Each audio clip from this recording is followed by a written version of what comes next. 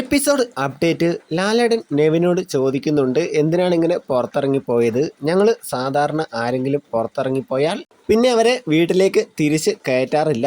നെവിൻ ഒരുപാട് ക്ഷമ ചോദിച്ചത് കൊണ്ടാണ് കയറ്റിയത്. അതിന് നെവിൻ പറയുന്ന മറുപടി, ഞാൻ സ്വേച്ഛാധിപതിയാണല്ലോ, അപ്പോൾ എനിക്ക് എന്ത് വേണമെങ്കിലും ചെയ്യാം. അതുകൊണ്ടാണ് ബിഗ് ബോസിനെ വരെ ഞാൻ ചോദ്യം ചെയ്തത്. ബിഗ് ബോസിനോട് നിങ്ങൾ പറഞ്ഞത് അനുമോളെ എവിക്റ്റ് ആക്കിയില്ലെങ്കിൽ നിങ്ങൾ പുറത്തു പോകും എന്നല്ലേ? അനുമോളുടെ കാര്യമൊക്കെ ബിഗ് ബോസ് ആണ് തീരുമാനിക്കുന്നത്.